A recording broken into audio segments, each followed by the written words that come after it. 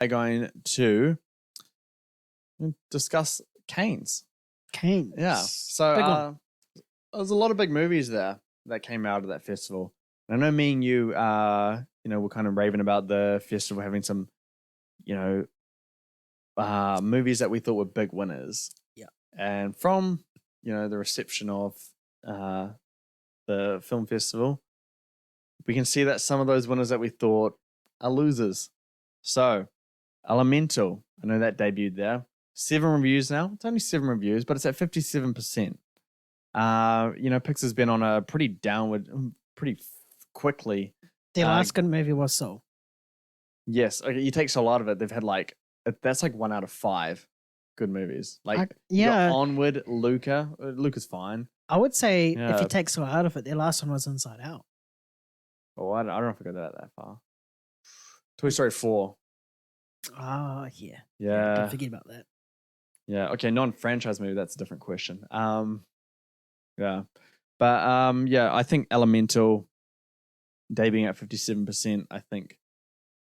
I thought I would have gotten something a little bit better than that because it's an original movie. The animation looked amazing. The concept seems, I don't know what the term for it is. Maybe AI generated. Okay, all right.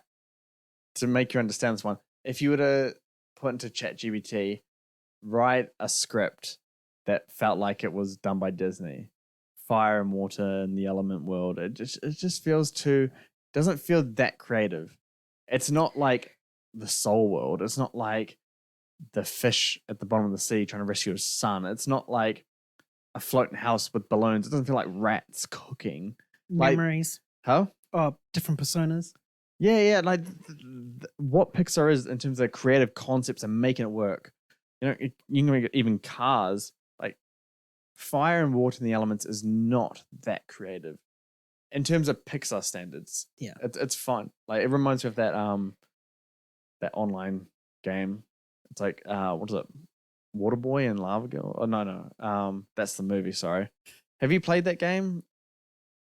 If you give me a name, probably. It's on coolmathgames.com. And, it's a 2-player game on the keyboard and, one's it's like a Fire Girl and Water Boy or something like that. I think if I see it, I'll know what you're talking about. Yeah. So it was really like that, but considering it's a Fire Girl and Water Boy. But, yeah, are you surprised by, Pixar missing the mark again? Well, not surprised.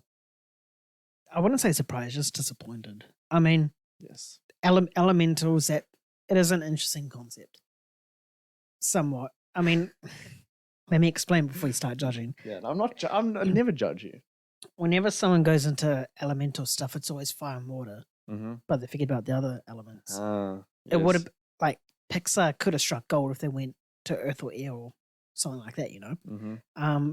Coming out of, being a big Avatar: The Last Airbender fan. The live action one or the animated one?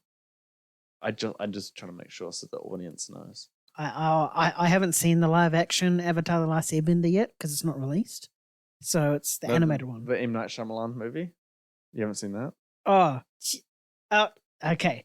Disclaimer. Whenever I talk about Avatar: The Last Airbender, unless M. Night Shyamalan's in the conversation, we're not fucking talking about that movie. I just want our listeners to know which one you're talking about. You knew exactly how much I hate that movie. You struck a trigger. Hey, I hate it as much as I'm just making sure. Because if you are talking about it, then this conversation changes. The cartoon.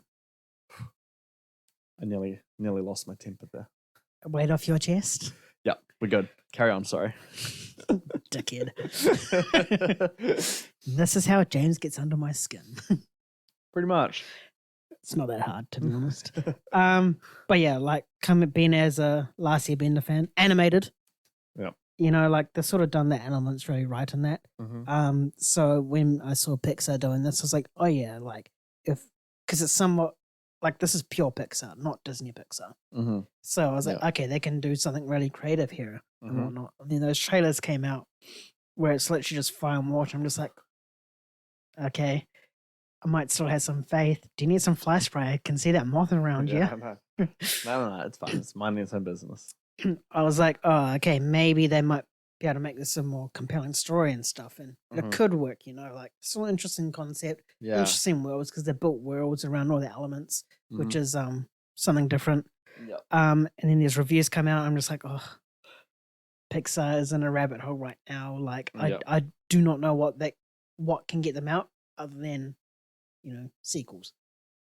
So, it does hamper my anticipation for it. I was looking forward to it somewhat just based on that concept. Yeah. But now after seeing this, I'm just like, oh, this is gonna be like Lightyear. It's gonna be disappointing. Starman, eh? Now that song's gonna be stuck in my head. No, okay. I'll say right here, it's not gonna be Lightyear. I warned but like, everybody I ever met. Lightyear, garbage, shit. This is a bad idea. James was walking down the street and was like, "Hey, Lightyear, gonna be a bad movie." Yeah, and they're like, "Okay, thanks. I won't go see it because no one saw it because it made like $200 million." Exactly. Thank you, James. Yeah, you're welcome. I did the world a service. But yeah, Lightyear, I always knew that was going to be bad because no reason for it. The trailers made it look like, oh, this could work, this could be good, but stuck to it.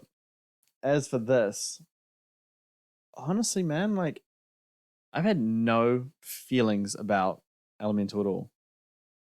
Not like good or bad or excitement or dreading it. Just nothing at all. I felt nothing for this movie whatsoever. I thought like I could go into it and have fun with it maybe, but I think that kind of shows how the decline of Pixar. I think, yeah, it's just that studio has just gone into the water. Like, do you think it's Pixar or do you think it's Disney wanting to be a bit more hands-on now with Pixar? I think it's both. I think we live in a world where, at least for the film industry, it moves towards sequels, reboots, and remakes, stuff like that. And we're seeing that. I mean, they're doing Toy Story 5. Well, no reason at all to do it. Wasn't any reason to do Toy Story 4, and they pulled that off. I'll say that much. They pulled that off. They can't pull Toy Story 5 off. I don't know if they can do it again, but I'm not going to complain. Because him and Bo Peep splitting apart again. It kind of runs 4, but if they were to do that, and 3, yes. But as for like this, the story, I thought it's very generic, the concept, because we see these things like the elements together, like kind of thing, and like I said before, it reminds me of that game. And then you got fucking what is it? Yeah, Last Airbender, even Avatar, the live action, good CGI movie universe one. James Cameron's Avatar thing, that's kind of even doing the same thing. It is. And so for Disney, by their standards of what you call original concepts, like Rat's That Cook. There's no other concept that beats that. A rat that wants to cook in Paris. And he's a good cook. It makes no sense and it's kind of silly. But it works and that's such a good movie. That's what they need to pull out stupid ideas like that and make it work. I think that's kind of where Disney Pixar thrives. Yeah. I don't need these spin-offs of Lightyear. I don't need these sequels of Finding Dory or whatever. Inside Out 2? No. I've seen the emotions. I've seen how it affects a child's mind. Like, I don't need that. I think probably the only franchise I can see them get behind is Incredibles because you have a lot to work with there. So not even that. Incredibles 2 is not a good movie. Like, I watched it like 2 weeks ago. I'd like it if the kids are older. So Dash and Violet are older, and they're like the same age as their parents were in the first one, or 10 years, 20s, 30s. Yeah. No, that's a good concept. That is a good concept. Yeah. Because I watched Incredibles 2 and I was like, nah, they need to be older. It just doesn't work. Can't remember if they have that on 4K. I think they do. That's what I watched it on 4K. Yeah, and I didn't finish it because I didn't like it. I've seen it before, like twice, and I was watching. I was like, I just didn't have a good time with it. I think it's bad, like not good. Not like, oh, this is fine, it's acceptable. No, it's just not a good movie at all. I think I'm like that. Yeah. I can watch it, like as in like tolerate it and watch it to the end. Yeah. Incredibles 1's brilliant though. It is. Yeah, you know, Finding Nemo, all their sequels are not good outside of Toy Story. Like Finding Dory, Incredibles 2, and then Luca and Onward, like they're fine. They're okay. It's not Pixar. It's not Pixar, yeah. That's why I said the best film, if you take away Soul, would be Inside Out. Soul is Pixar.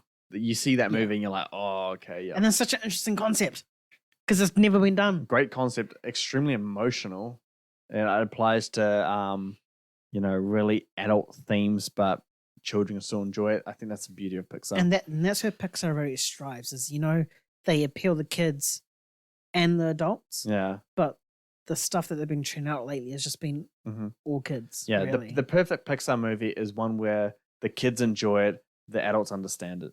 Yes. Yeah. I think that's a perfect Pixar movie. Elemental may not be it. It's only 7 reviews. We'll see. It could go to 99%. But it could. Yeah. Doubt it though. Asteroid City. One me and you were very looking forward to. Wes Anderson. I completely forgot we're talking about Canes there. Yeah, no. Yeah, we really went into Elemental quite a lot. Yeah. We'll skim through Flower Moon and Indiana Jones because we covered that last week. But Asteroid City, that's a movie that we haven't talked about. But, we've talked about it before, last week's podcast. We're both very looking forward to this. The trailer blew us away even more. We're hearing it might be one of Wes Anderson's best. Reviews have come out of Canes. It's at 82% with 38 reviews. What are your thoughts on that? I still think that's very good, despite what anyone else says. I'm still fucking excited for it. It's Wes Anderson. I was so excited for this film before even anything dropped for it. Yeah. It was quite high on my most anticipated of this year as well. Mm-hmm. So I'm still looking really forward to it. I still think the visuals are going to be fantastic. Absolutely. I'm just not sold on the story. I feel that this 83 is based that the story's not as good as Wes Anderson's best, like Fantastic Mr. Fox or Grand Budapest Hotel. Mm-hmm. But it's still good. I'm pretty sure this has a high score than French Dispatch, his last one. You can correct me if I'm wrong on this, but I'm pretty sure that was around about that 70 mark or lower.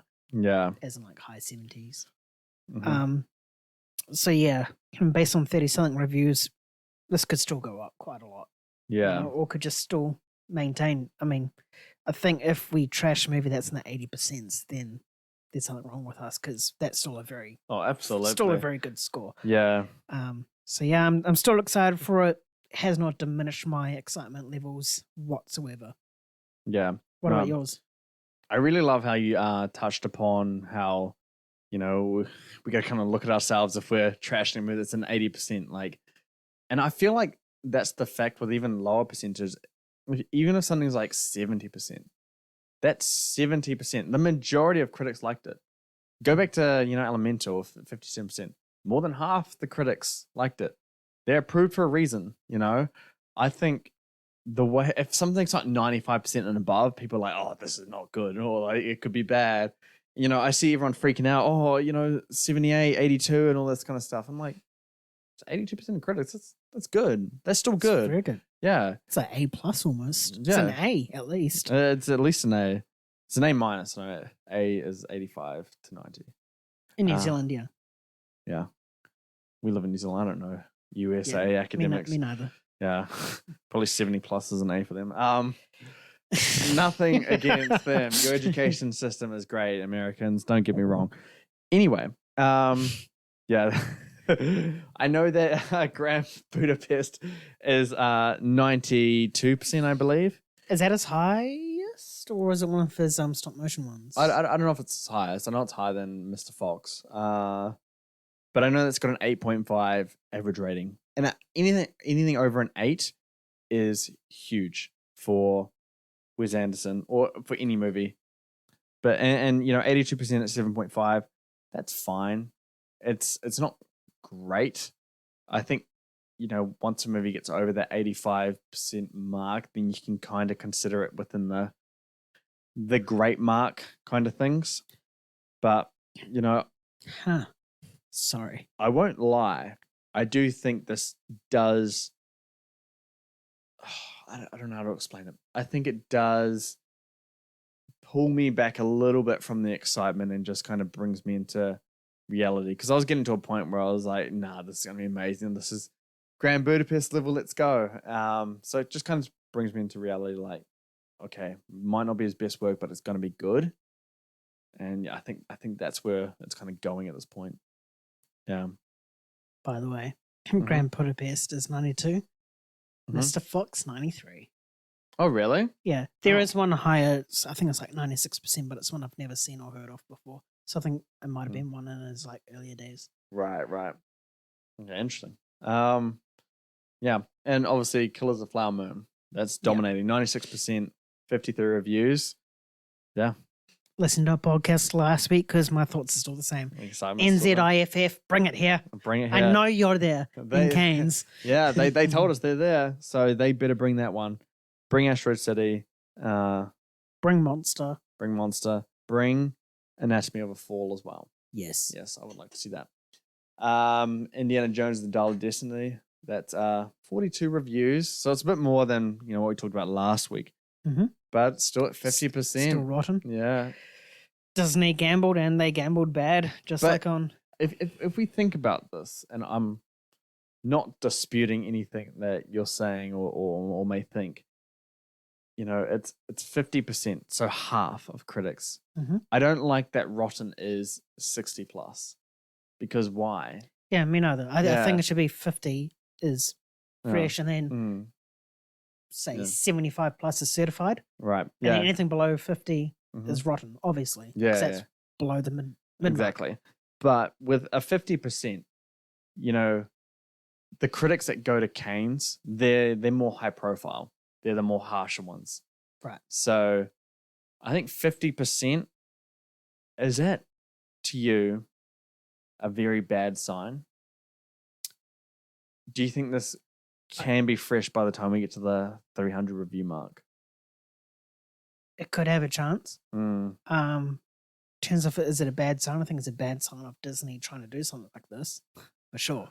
Yeah, considering what you just said, like film festivals, they're more of those indie films, or more, the more nuanced. They were confident in this, or the more nuanced type of films, that generates Oscar buzz. That is in contenders for Oscars. Yeah. Indiana Jones, like realistically, that's not an Oscar movie. Yeah. I mean, maybe technical side, but other than that, I thought I felt like they were trying to do this year's Top Gun. They were. Like, we're we're going to be Top Gun this because Top Gun debuted at Canes. Yeah, it did. Yeah, I did see that. Well, backfired on their faces for sure. Yeah, but I think if the more general audience or general critics, I think it could probably get up to the 60s. But I think the critics that have seen it now has pretty much like set the stone for it to be rotten. It's going to be a hard push to get it up to that mark. Yeah. It's kind of sad. I felt like that movie was going to be good. Yeah. Yeah, you did. You're excited for an adventure movie, and we're still probably going to get that.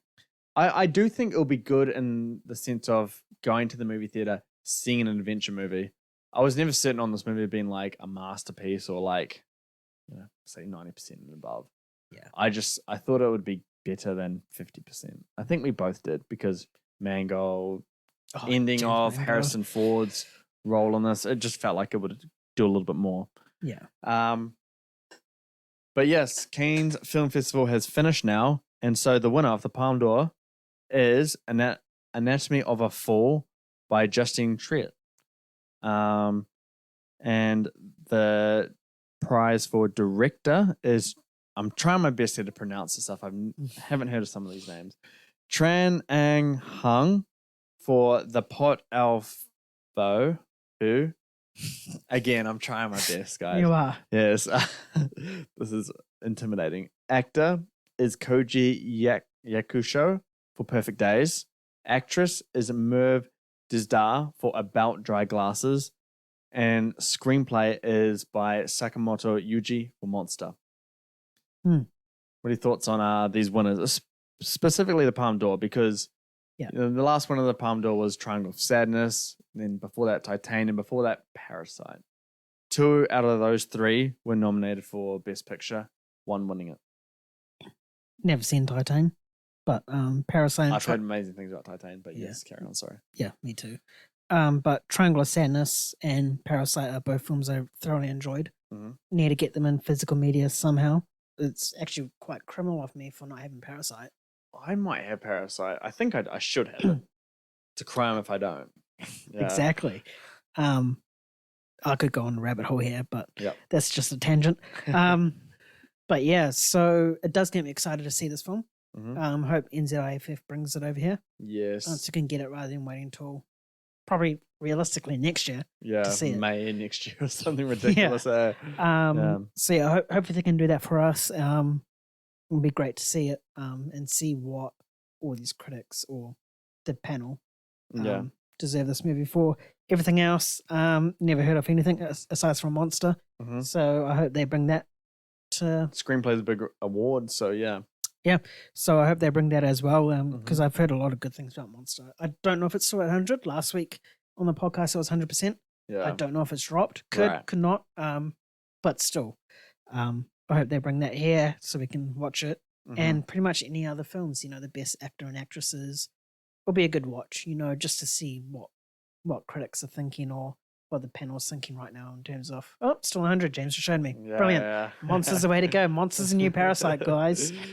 So yeah, I think those two films, NZIFF, New Zealand Film Festival, New Zealand International Film Festival, I think they sort of had to bring those in, Monster and Anatomy of a Fall. Anatomy of a Fall, Yeah. which is also 100%. So those are two big, Mm. And if they don't bring it here, then We're gonna be mad. It's not a film festival. Yeah, I know. Our last two film festivals haven't had a good lineup recently, in my opinion, which is why we haven't attended them. But I thought it was COVID was the reason why. That too. That might influence some of the picks, I guess. But they were there in Canes. Bring Back 3, Monster, that one I know. Anatomy of a Fall and Killers of the Flower Moon. Yep. And Asteroid City. Sorry, 4. And Asteroid City, yeah. I don't think there's anything else you could bring that. There's obviously Past Lives. That's already confirmed to be there. Yeah, that's sitting at 95%. Yep. And that is on our list to watch. Yeah, I think that was at Sundance, and that's already in the Oscar conversation Best Picture. So that should be good.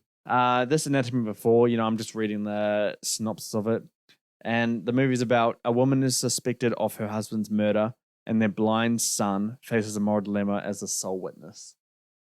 Oh my God! Now that sounds like a good movie. Like Pixar, take notes. Imagine Pixar doing this, but I mean, like just that concept alone, I think is brilliant. I think it's going to be so intense. Yeah, just the fact that it's a blind witness. Yeah, and he's the only one that can say whether or not, and it's just going to be like intense and like, it should be good. I'm looking forward to it. Yeah, that would be good. NZIFF, please bring that to us, and obviously, Monster as well. And Killers of the Flower Moon. I think Asteroid City is fine because that comes out mid or early August for us anyway. So which is the same time, eh? Yeah, it'll be fine. But still.